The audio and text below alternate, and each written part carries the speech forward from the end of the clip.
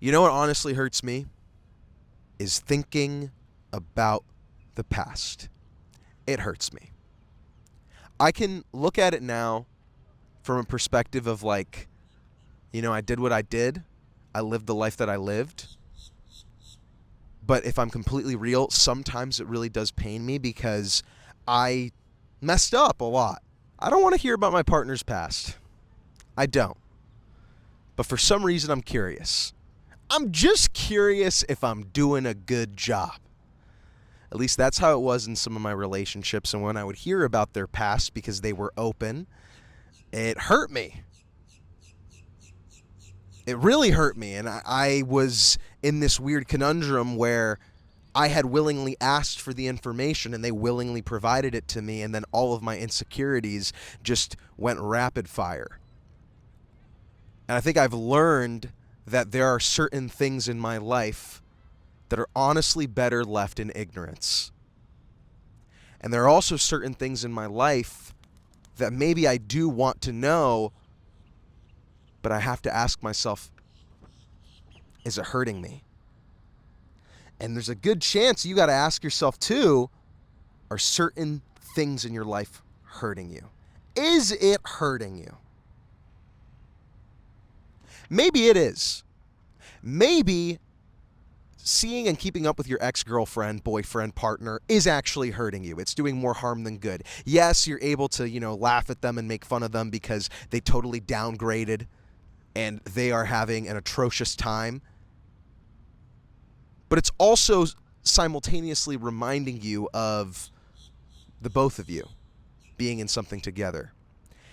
And your jealousy is actually stemming from the fact that you never got closure, that you never felt like we made amends.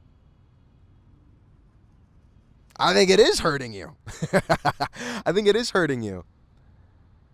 In the same vein, I think that when you talk bad about yourself and you lower your confidence because you want to be self-deprecating and you want people to like you, it is hurting you.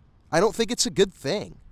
At least in my life, it hasn't been. I've made jokes about myself, some that were really just like pathetic because, I thought that this is how I'm going to get people to like me. And you should be able to laugh at yourself. Like, you shouldn't be serious all the time. You can make a troll once in a while. But if it's all the time and you really feel like there's no confidence in you, I don't think that is something that you should do over and over and over again. Over and over again. Something has to change. If you know, you know. You know what honestly hurts me? Is thinking about the past. It hurts me.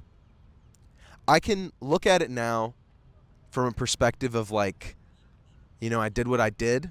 I lived the life that I lived. But if I'm completely real, sometimes it really does pain me because I messed up a lot. I did. And part of messing up was that I was so obsessed with being perfect that I never really made mistakes that were ones I could learn from. I mean, granted, I had a lot that I learned from, but I think that there were periods of my life where I felt like I was better off isolated, not really trying, because I was afraid of things going wrong, things not going my way, and how that would look to other people. And as an adult, I've had a complete switch. Now I do things on my own. I don't ask for permission. I just go out and try it. And if it works, it works. And if it doesn't, it doesn't. And I've realized that doesn't hurt me. That makes me stronger.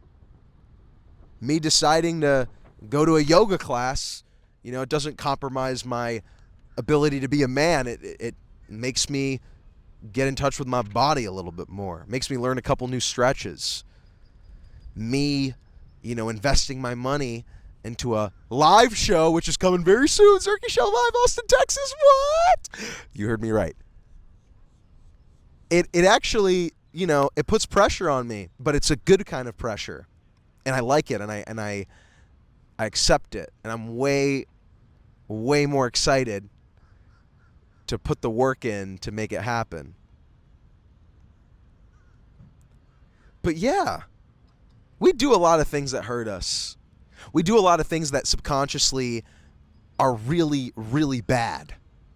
Maybe even consciously we know that they're bad, but we just have gotten in the habit of not taking ourselves seriously, not giving ourselves respect, so we just do it anyways. I think it's worth reclaiming.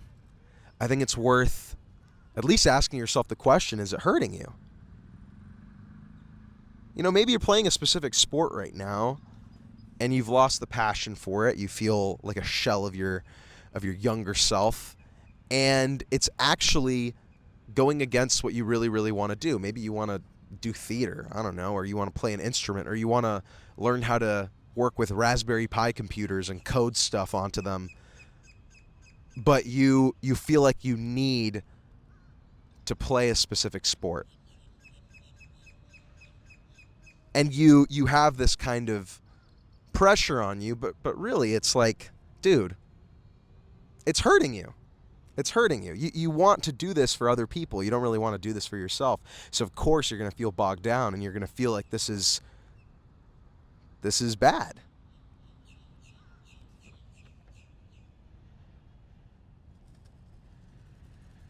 I think what really hurts me too is staying stagnant. Not making an effort to change, not making an effort to continuously push for something different, new. I really, really get in this this comfortable mode. And after a while, I look back and I'm like, where did all the time go? It's like, I wish I had spent it, pushing myself a little bit more. And, it comes with time. It's funny because I sound hypocritical saying that, because I know a lot of you have heard me say, things take time and you should be patient.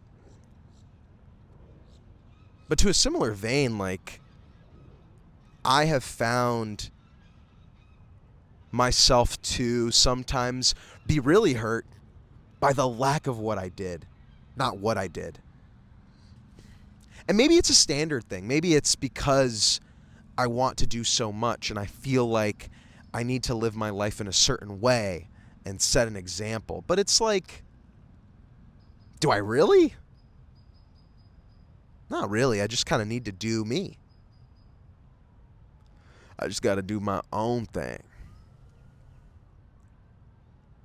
I think what's really hurting me right now is my lack of structure.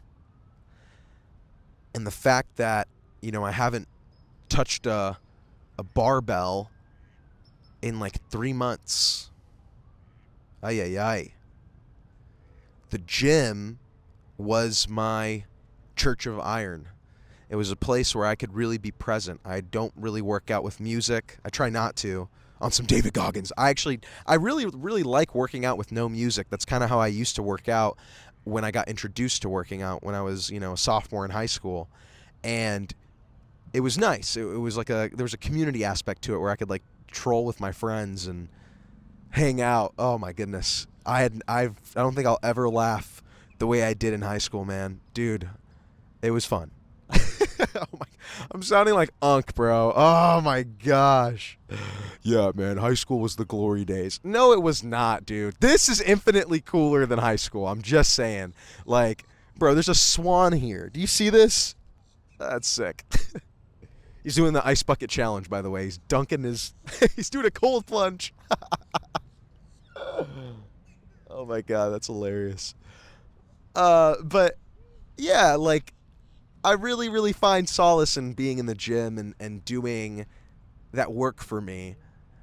I used to, like, work out for other people. I used to think that that's what was going to get me a girlfriend. I mean, it honestly helps your confidence. That's really what it helps. And your physical appearance, yeah, I'm not going to sit here and act like it doesn't matter. I mean, sure, like, take care of yourself.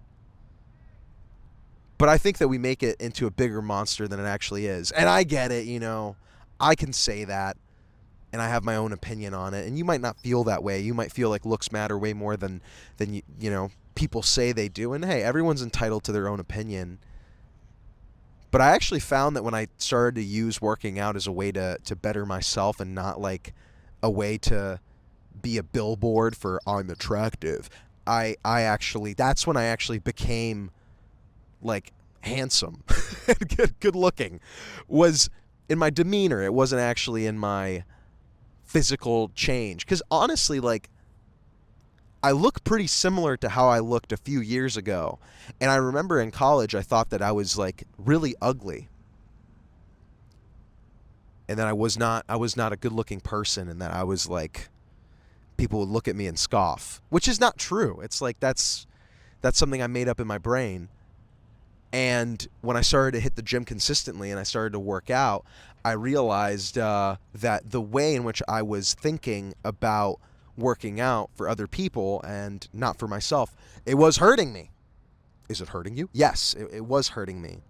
And instead, when I relieved all that pressure and I'm like, I just want to move around, I want to like feel good in my own body, that's really when like the change occurred. And I gained this confidence because I had consistency under my belt, and I could be like, yeah, I've gone to the gym X amount of times, I feel good about it. It was really something special. Really something special. But it's odd, man. Sometimes when you chase after things, when you get hyper fixated over a goal, or you get in a relationship, or people use this term all the time, but life happens. It's easy to get derailed, and I think I've gotten a little bit derailed, and I've lost the edge. What? I've lost the edge to go out there, go into that gym, do a workout, just go. And that lack of pursuit, it is hurting me. It is hurting me. Because I have it in other aspects of my life, but I think that there's a couple crucial ones that I've let go of. Maybe your lack of a hobby, your lack of an interest, your lack of a talent is hurting you. Maybe you feel like you want to give something to the world. You have some kind of calling, but you don't know what it is, but you're not even giving yourself the time to nurture it. You know what's so interesting? I'm in Orlando right now, and I had the chance to go to the Morse Museum, which I 100% recommend if you're ever in Orlando. I have an interest in stained glass. I actually worked as an apprentice at a stained glass shop for 3 days. 3 days. And then the Zerky show turned into the Zerky show, and I was like, okay, I got to, do this full time, which is a blessing. But it's interesting because when I went to this Morse Museum in Orlando, it is the biggest collection of Tiffany & Co. glasswork. This guy was on a different level, bro. You talk about Tiffany & Co., you think of jewelry. Well, Tiffany, bro, was goated with the sauce when it came to like making stained glass works. So if you go into a church, or you go into like an antique shop, and you see those lamps that have like the different pieces of glass that all seem kind of kneaded together, that's bro. That's bro. Bro came up with that, I think. At least he did it very well, and he was very successful. He might have not come up with it. But anyways, all of that to say, it was so eye-opening to see how dedicated the people at the Tiffany Company were at their craft, and how calculated it seemed. And I think part of that was because they didn't have external stimulation, really. And I think that, I've seen myself kind of devolve into needing to be stimulated all the time. Taking a shower with music, watching something while I eat dinner. And it's hurting me. It's getting to the point where it's really hurting me, because it is just like I craft my day, and it seems very, very achievable, and then until I go out and start the day, I find myself with this habit of wanting to grab my phone, wanting to, just check. It's always let me just check, and you go down the rabbit hole. oh man, and I never learned my lesson. And I think I'm getting to a point now where it's like, dude, yo, I got to do something about this. This is really just taking over my life. Like, I've lost touch with journaling. Journaling was a practice that I did every single day for years, and it was something I did first thing in the morning. I had a routine. I would wake up, I would get my coffee, I would have my journal, I would write for 15 to 30 minutes. And now that has been replaced with the scroll. The scroll. And it numbs my mind. And I don't want my mind to be numb, you know? That doesn't actually fix the anxiety. Somebody's watching me. It's my anxiety. Oh my god. People were hating on that song, bro. Come on. It's not a banger, or is it? What do we think, Zerky Show fam? Is it a banger? I think it's. My mom sent it to me, so I think it's good. I don't know. You know, Doechii seems cool. I like her music. But yeah, it's weird. It's weird. Like, I want to journal again. It actually kept me sane. It kept me really present. And it made me feel so grateful for what I have. And trust me, I'm grateful. It's not like I'm not. But sometimes we get in this thought loop that does hurt us and doesn't let us acknowledge what good there is, because we're so locked in the thought loop.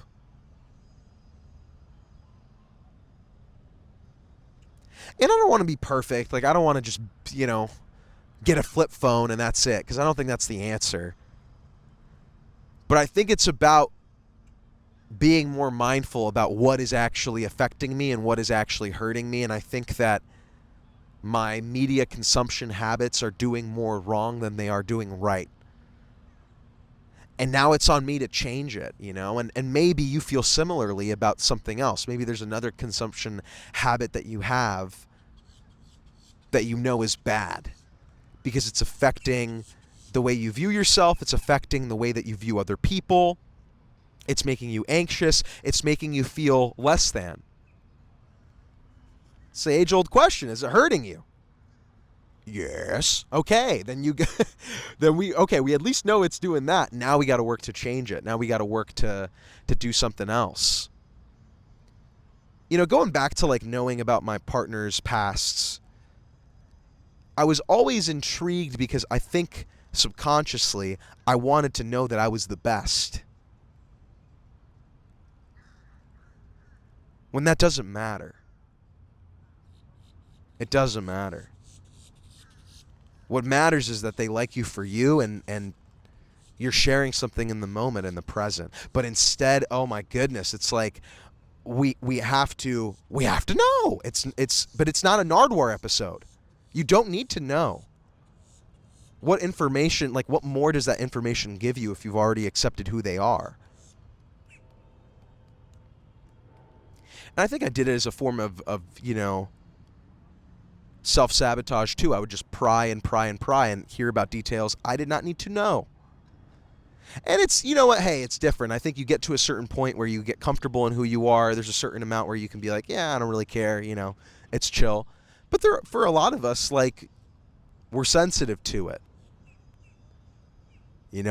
People talk about Gen Z being sensitive. All right, I mean, hey, we feel the emotions, And that's okay. You shouldn't feel guilty for that. I think I've learned to stop feeling guilty and just ask myself, yo, is this hurting me? Like, is this affecting my day-to-day? Yes? Okay, then I gotta step away from it. I can't be doing it all the time. I can't be asking these questions. What's his name? Where are you? No, you can't. Where is she? You can't be Dark Knight, bro. Oh, man.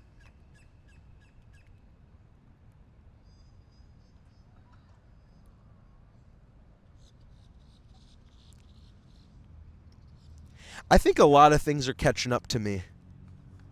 A lot of good things and a lot of bad things. But I think that, I'm having a moment in my life where it's kind of like a crossroad. There are so many beautiful things that if I want to enjoy, I have to be present for them. And there are also so many things that are emotionally hard to deal with and manage that I also have to be present for. What the Sigma? Why? Why? Why, bro? Can I just have one or not both?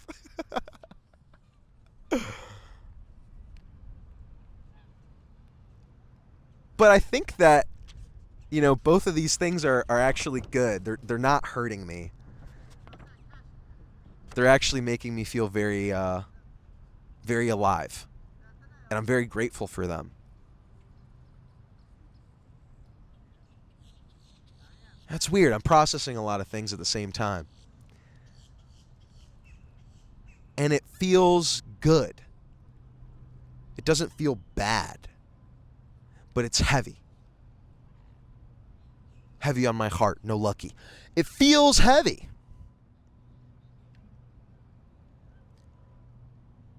And I think I need to spend some more time alone.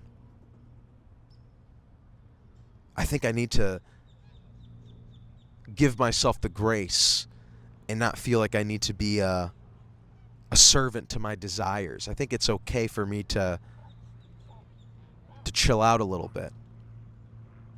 And I think that my fear of doing that, because in the past I would do that and not stay on top of my work or stay on top of my life, is actually hurting me. Because I think I've got a grasp on it now. I'm not perfect.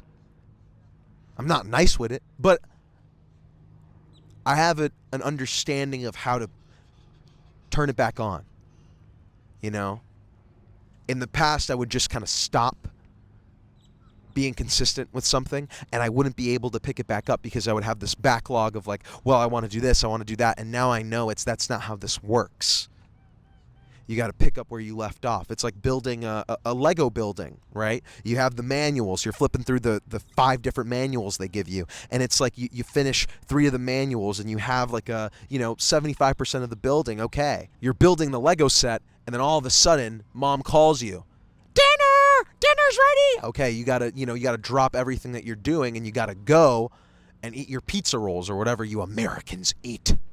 I was eating some good Polish grub. No, I'm kidding, bro. My favorite food is mac and cheese. Like, I'll stand by it till the day I die. It's incredible. Oh, my God. But you have to leave that half-built Lego set downstairs in the basement. You got to go eat dinner. And then you got to come back to it. And I think in the past, I wouldn't want to come back to it. I would be like, well, I was in a flow. I'll just wait till tomorrow. And tomorrow comes, and then I want to do something completely different. Now I know it's like, no. You got to strike the iron while it's hot. And once you kind of get it in your system of like, okay, I know what this consistency looks like, then you can take a break. You can. Because if you don't, it's going to hurt you. It is. Weird, right? Because you would think you're like, I want to grind my gears until I can't grind it anymore. In a similar vein, I want to ask all of these really personal and honestly like self-sabotaging questions towards my partner so I can callous my mind from them. It's like, why? Why would you do that? I think it's a lack of self-respect. I think it's a lack of knowing that like you have the right to not feel pain when you're with somebody. You have the right to feel good in a relationship.